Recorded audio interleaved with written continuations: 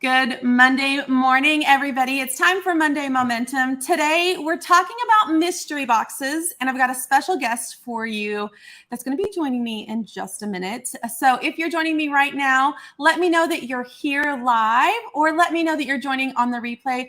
I would love to know where you're watching from on this Monday morning. I just got back from Alaska. So I just came back from my cruise. It was amazing. I feel refreshed and just reinvigorated. I'm excited to be back at work this morning. There's a lot going on today, and I'm going to tell you this, and I'm going to need you to be proud of me for just a minute. I never ask, for you to be proud of me, but I'm going to need you to be proud of me for just a minute because I only checked my email box one time in 7 days. And I'm really proud of myself for that. I did not work at all. There was one day that I was laying out on my balcony, just tanning, and I was feeling creative, and I made a t-shirt design. And that is literally the only work that I did for 7 days. And I feel like that is the first time ever, since starting my company 10 years ago, that I have not worked on vacation. And I'm really proud of myself, and I want you to be proud of me too. But here's the thing about taking time off. We've talked about it several times this year. You have to do that for yourself, whether you do a staycation and just stay home, but you have to unplug from work. You cannot take a vacation and continue to work, because you never get that reset. You never get that refresh. And so I need you to put it in your schedule. If that's a long weekend, if that's a few days off this week to go do some things with your kids or your spouse or your family, block some time out for yourselves. We can keep going nonstop year round. We could work 365 days a week. I've done it before. I've done it a lot of years, but I'm telling you, it's not good for you. You're going to get burnout. You're going to get exhausted. You can't think clearly when all you do is work. I'm going to need you to rest, because what happens when we don't take time for ourselves, we don't rest, we don't put some white space on our calendar, is we get in this rat race of constantly doing more. Sure, were there things that I could have done last week? A ton of things I could have done last week. Did I need to? No. And I need you to understand that our rest is really important to us so that our brains can function at full capacity. If I would have worked every day last week, my brain wouldn't be as refreshed as it is today. I'm ready to go. We've got a lot on my calendar today, and I'm excited about it. I'm excited to dig into our content. I'm excited to dig into our t-shirt course. I'm excited to talk to Marissa with sourcing. I've got a meeting with my mentor. I've got so much going on today, and I'm really excited about that. If I had not taken the time to reset, I would have been dreading today because there's a lot on the calendar. So also, what's really fun, if you guys have been watching my stories today, I'm giving you a day in the life of Sarah. I have a jam-packed day today, and I thought it would be a great way for you guys to follow along with how I do everything all day long. And so I'm set up. Hang on. Let me turn the volume off. I started this morning, yes, very candid, straight out of bed at 6:34 this morning. And I'm going to give you a play-by-play of what my day looks like on a Monday. And so you can follow along in my stories today. They're on Instagram and Facebook. And you can see what I'm up to all day long and how I get through a day like a Monday. A Monday's always crazy, and there's a lot going on. So I'm going to share that with you. Lots of behind the scenes. This was the first one. Here's the second one. I'm going to get my hair done. You're going to follow my day. Okay. So follow along. That's in my stories. Just another way for me to connect and engage with all of you again, back from my vacation. All right. So if you don't have any time off in your schedule, this is your first part of your homework. I want you to sit down with your calendar, second half of the year. Let's do it now before we get into the fourth quarter. Okay. So make some time, and also go follow along on my stories. Okay. So Brenda, the accounts are my Instagram, which is how to start a sub box, and my Facebook page, which is how to start a subscription box with Sarah Williams. So you can follow along on either one of those either one of those pages for my day in the life of Sarah. It's not that glamorous. Don't be shocked by how unglamorous it is, but it is what it is. I do a lot of stuff all day long. And so I'm just sharing it with you today so you can have a little behind the scenes look at my day. So let's get into it. We're talking about mystery boxes today, and I have a special guest for you. Now, last week, I didn't do a Monday Momentum because I was on the cruise ship and I was in Alaska. And so I just did a quick little post of some things that you could work on throughout the week just to get you going and to help bring some momentum to your week last week. One of those things I talked about was mystery boxes. And what I noticed is that several people took action on mystery boxes last week. I saw a post over in Scale Your Box this morning that I wanted to share with you. And then I'm going to bring my guest on, my mystery guest, to talk about mystery boxes because she kills it last week with mystery boxes. And as I was voxering her this morning about what she was doing, she was like going on and on about all these great things. I'm like, girl, are you camera ready? Can you just jump on live with me? She's like, no, but I can be. And so I'm bringing her on. But I want to talk to you about a couple of my Scale Your Box members. Scale Your Box is my membership for the higher level members that have already launched their subscription box and are working on scaling. And so Jane posted a message yesterday. Jane is in Australia. She said, just wanted to share that I added mystery boxes yesterday to move some excess stock. Sent one email, sold 12, almost $1,000 back in the bank. So glad I joined this group. So I want to give Jane a high five. She is probably sleeping right now due to the time difference. But that's all it is. She made $1,000 with one email and sold 12 mystery boxes and got some stuff off her shelves. And that's what we're talking about. And then also on that post, Lisa with Cash Crate said, that's awesome. I did too on Friday afternoon, and I sold 40 so far. And so that's a big deal. 40 mystery boxes. Can you just imagine how much product that you're going to get out of your warehouse or out of your stock and how much money, cash flow back in your bank? And so I know if you did a mystery box last week, I want you to pop it in the chat. Tell me what you did. I'm going to bring Tamra on. Tamra did mystery boxes last week, and we're going to talk about it today because she had some strategy behind it. And that's what when she was talking to me this morning, I'm like, girl, just come live with me. Let's talk about what you did. And all three of these people that I just mentioned are in different industries. And so you can really do this no matter what your niche is, whatever's going on.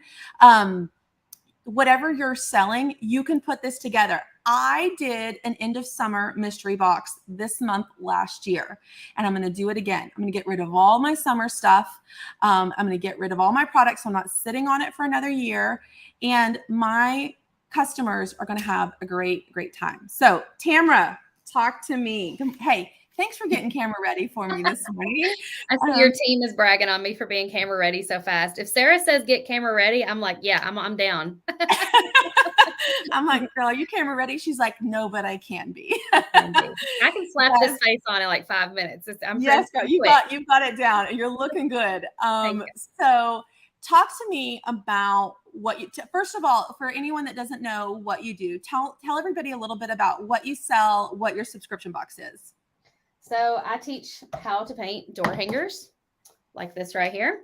All the pieces are laser etched. So this is the finished piece, obviously, after it's been painted. But, you know, if you were starting out with something like this with no lines on it, you would be super intimidated. But on this side of the board, you have like laser etched lines exactly where the words are, where the flowers are. So it's almost like paint by number, except there's no actual numbers on here. You just can paint inside the lines. And so I have tons of these laying around all the time because we have a large warehouse at the back of our property where we cut out all of these, and we have a mystery box.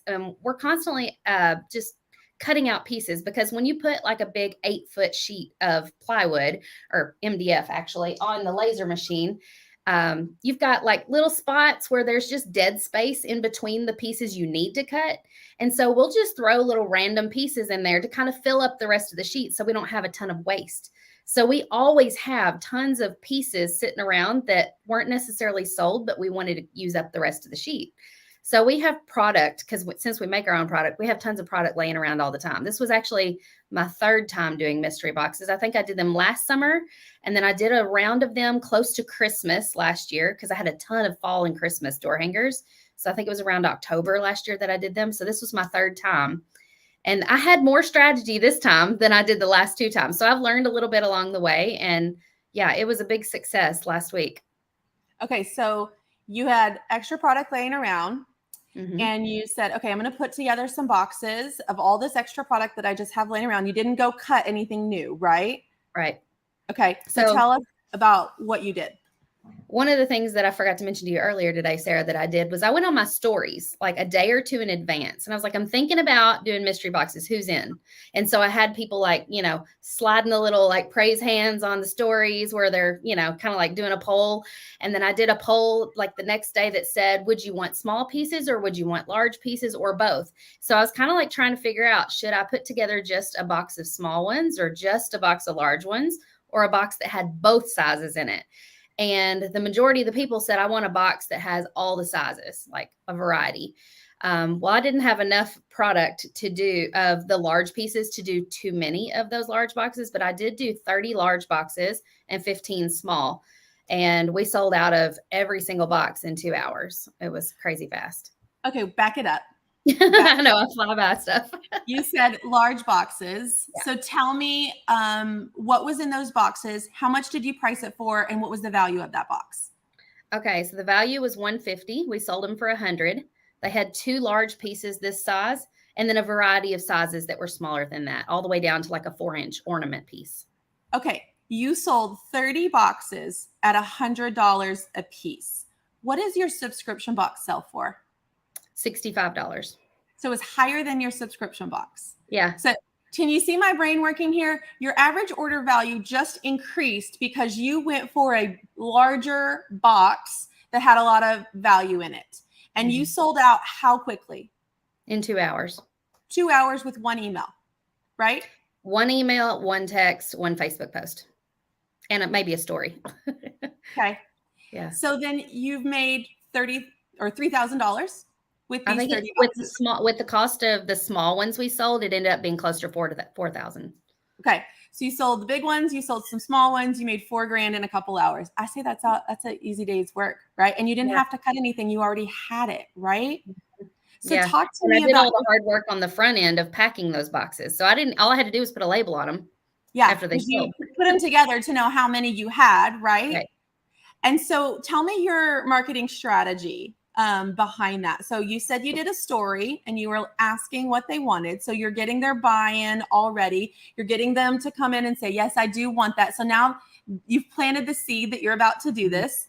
You've got their buy-in. And so when people are along on the process, they have more buy-in, right? Like they're helping you make that decision. Now they're bought in. What happened after you did the story?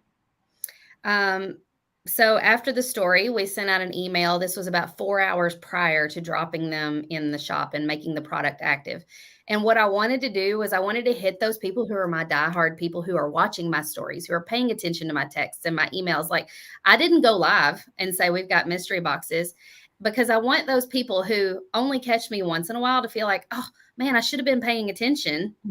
I missed out on it. And it worked because we sent out that email about 4 hours before we made the product link live. And in the email, we said, if you want to get a direct link and a reminder, text me here. And we had several people, I don't even know how many it was, text me over on my texting service and said, let me know when the mystery boxes drop. So just that text alone sold a ton really quick. Okay. So you email them out. You say, this is coming. If you want to be the first to know, get on my text list. Now they're opting into your text list. Again, genius, by the way. And so now you've got them on email and text. And so you drop the text, you send another email saying they're live and they're all gone in 2 hours. Yeah. Because you prep them. Yeah. And I was busy that night. I pretty much made the product link live and walked away. Yeah. I just went on about my business doing whatever else I had to do. And you sold out. So what kind of tips would you have for anyone that hasn't done a mystery box before? Okay, so don't feel like you have to put together 100 boxes, even if it's just 10 boxes. Yeah. I almost feel like the smaller quantity you have, the higher like ability you have to make it exclusive and to sell out fast, and then that's going to make the people want them more. So if I had said I have 50 mystery boxes, that's a whole lot more. I wouldn't have sold out in 2 hours. It was because I had such a small number of them that people jumped on it so quickly. And of Yeah. course, like I said, seeding it 2 or 3 days in advance, my diehard fans were like, I'm waiting. I know she's about to do this because she's talking about it. And anytime Tamara talks about it, she's thinking about doing something, she does it pretty quick.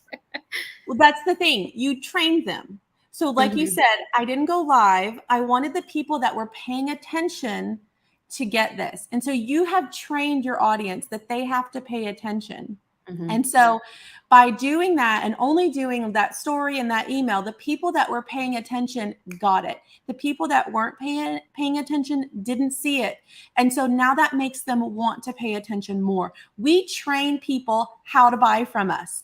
So if we are always in stock, people think they can always buy from us. If we are running out, selling out, we don't have them always available, we're creating that urgency and that scarcity that is a huge sales tactic in our industry. And so that's exactly what Tamara did here. She created that urgency and scarcity, and she is training her people how to show up. Next time she has mystery boxes, they're going to be gone at the same rate because she's training them how she wants to sell to them.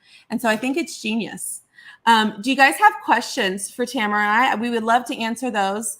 Let's see. Here's a question here. Only ran the mystery box sale for a week at 20 sold. So thinking of adding one more special mystery day. Thoughts? It went so well. We decided to do one more day. I think that's a great thing. Last chance. I would say this is your last chance to grab a mystery box. You guys are loving them. We're going to extend it for 24 hours. Give that time urgency on it so that you can make sure that they know it's not going to continue. And yeah, I would do it today for sure. We had people asking us to do a round 2. So we actually did a round 2 this last Friday. And I probably put together too many for that round 2. I put together like 20. Okay. And in 2 days, we sold all but like 7. So we sold 13 more. And so I was telling Sarah, I deactivated the link on Sunday because I do have 7 more sitting there that haven't sold, but I'm going to hold those until I have more large ones, and I'll do like a round 3 at some point. So I just wanted to have that exclusivity.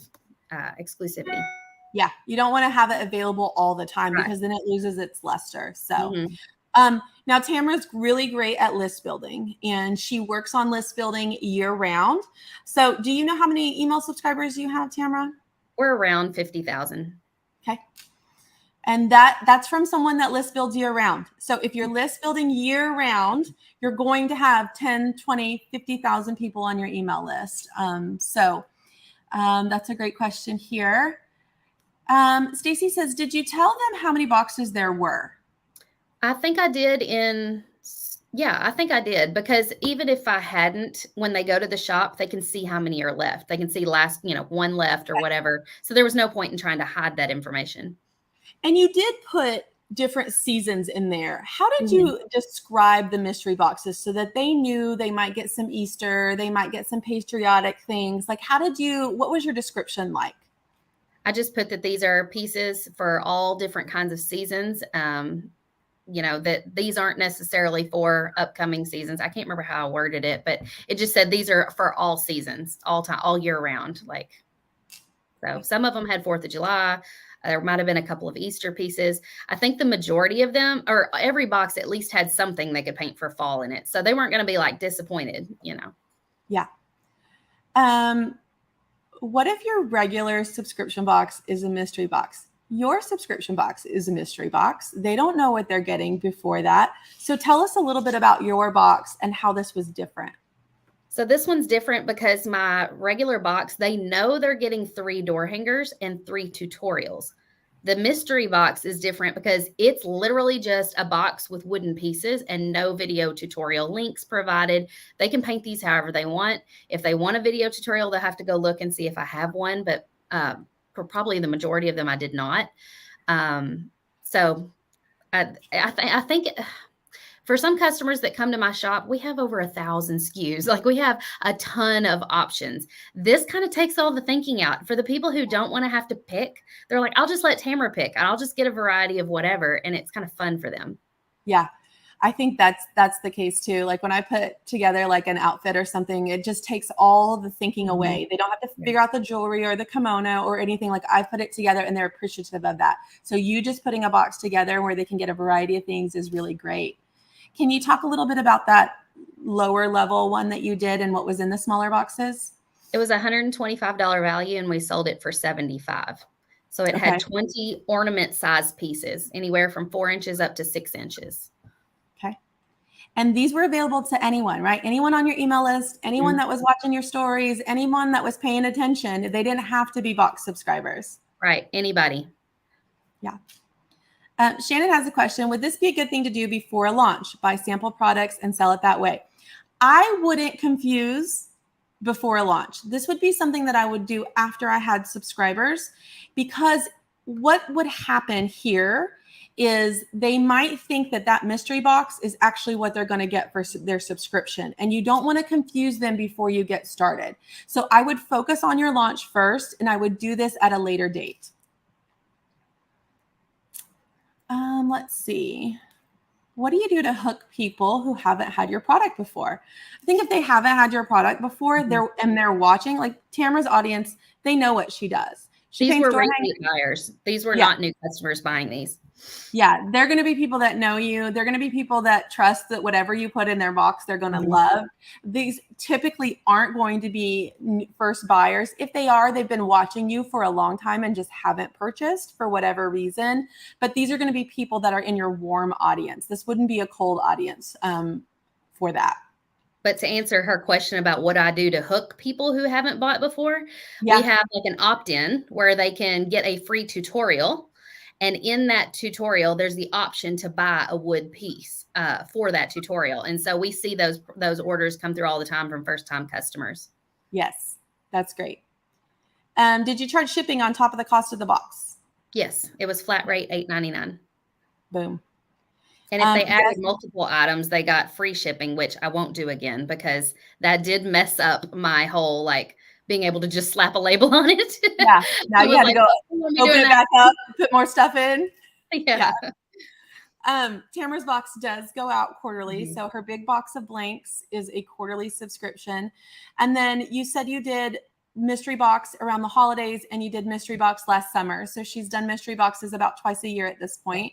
And I think it would be good for her to do it again in the fall as well. So I really feel like I could do them about once a quarter. Any more frequently than that, they would lose their luster, I think. Yeah, they feel like they could just get one the next time.